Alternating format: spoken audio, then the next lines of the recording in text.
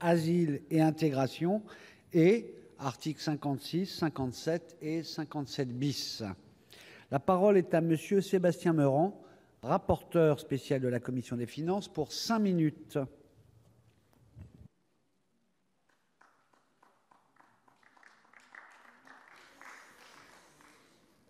Monsieur le Président, Monsieur le Ministre, mes chers collègues. Donc, cette mission s'intitule Immigration, asile et intégration. Et donc, je voudrais vous présenter quelques remarques préalables pour le PLF 2018. Tout d'abord, je voudrais dire que ce budget me semble insincère. La première chose qui saute aux yeux à la lecture de ce budget, c'est qu'il n'est pas sérieux du point de vue financier et que les chiffres sont manifestement erronés. Nous l'avons dit à maintes reprises en commission, cette mission est globalement sous-budgétisée, très sous-budgétisée, alors moins que l'année dernière, mais toujours sous-budgétisée. Spécialement dans un contexte de crise migratoire que nous traversons depuis quelques années et que nous continuons à traverser.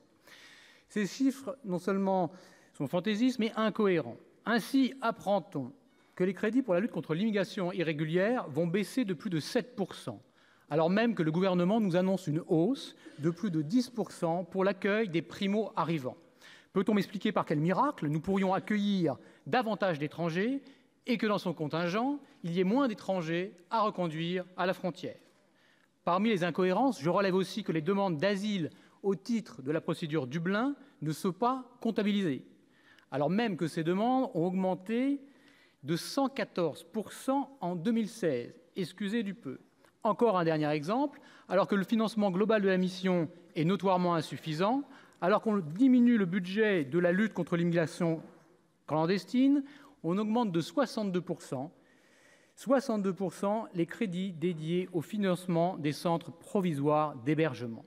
Le nom même de la mission est mensonger. Cette mission s'appelle Immigration, Asile, Intégration. La réalité, c'est que bien peu de choses y sont faites pour l'intégration. À peine 14% du budget de la mission. Pratiquement rien non plus n'est fait pour bâtir une politique migratoire digne de ce nom. Savez-vous quelle part du budget de cette mission est consacrée à la lutte contre l'immigration clandestine? 6% seulement. Le gros de la mission, c'est l'asile, 71%. Ne faisons pas semblant de discuter d'une politique de l'immigration, de l'asile et de l'intégration. Nous nous contentons de gérer, assez mal d'ailleurs, la crise des demandeurs d'asile, sans réfléchir à ce que nous souhaitons pour notre pays et pour son avenir.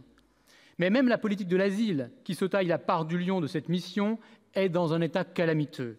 En 2017, le délai moyen de traitement affiché d'un dossier s'élevait à 449 jours. 2 fois plus que l'objectif affiché de 209 jours.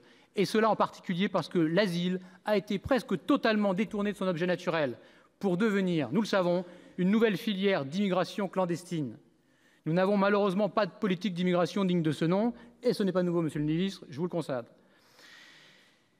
Aujourd'hui, l'immigration clandestine est non une façon de venir en aide aux persécutés contraints de fuir leur pays, et cela aurait dû suffire à invalider totalement les chiffres du gouvernement. On estime en effet que le coût de reconduite à la frontière est de l'ordre de 4 200 € par personne, même en estimant en fourchette basse que seulement 30 000 personnes sont déboutées chaque année du droit d'asile. Cela devrait entraîner un budget de reconduite à la frontière d'au moins 126 millions d'euros. Or, on nous propose un peu moins de 83 millions d'euros. Cette politique est dangereuse. Dangereuse pour la France, dangereuse pour les Français, dangereuse pour les étrangers. Dangereuse pour la France, qui se voit ainsi privée de ce choix élémentaire des nations souveraines, choisir qui nous voulons accueillir chez nous. Notre collègue Georges Patient évoquait le 17 octobre dernier la question de l'immigration clandestine, particulièrement dramatique en Guyane, et signalait même que certains là-bas parlaient de génocide de substitution. Le terme est fort, sans doute exagéré, mais qui peut nier que 11 000 demandes d'asile pour 250 000 habitants constitue un chiffre difficilement supportable. Cette absence de politique est aussi dangereuse pour les Français. Je n'ignore pas qu'il n'est pas très bien vu de lier immigration, terrorisme et insécurité. Mais d'abord, je note que ce lien a été fait par l'État islamique lui-même, qui a invité les djihadistes à se glisser parmi les réfugiés. Et surtout, le coordinateur de l'Union européenne de la lutte contre le terrorisme, Gilles de Kerchove, embraya avec des mises en garde particulièrement claires et nettes, que naturellement les commentateurs bien pensants ont traitées par le mépris. Enfin, et ce n'est pas le moindre des paradoxes, notre absence de politique migratoire, doublée de toutes les pompes aspirantes de l'État-providence, déploie pour attirer toute la misère du monde et dangereuse pour les candidats à l'immigration eux-mêmes. Le drame qui se joue actuellement en Méditerranée, l'esclavage qui se répand, comme une traînée de poudre en Libye, sont directement liés à notre laxisme en matière de politique migratoire qui a donné des ailes aux passeurs et aux trafiquants de chair humaine. Si le gouvernement le souhaitait réellement, l'armée pourrait mettre fin aux flux migratoires en quelques jours, déclarait l'ex-numéro 2 de l'OTAN en Afghanistan, le général italien Santo. Cette absence de politique est aussi profondément injuste.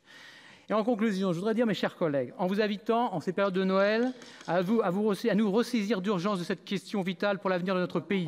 En cette fin d'année, je conclue, Monsieur le Président, en cette fin d'année, je vous invite à lire ou à relire le livre de Michel Poniatowski, publié en 1991, « Que survive la France ». À force de retarder les décisions douloureuses, nous les rendons plus douloureuses encore. À force de différer, nous préparons les conditions d'une déflagration catastrophique. Monsieur. C'est à nous, parlementaires, qui avons l'honneur de représenter la nation, qu'il incombe de nous en charger. Ne nous dérobons pas de ce devoir. Je vous remercie.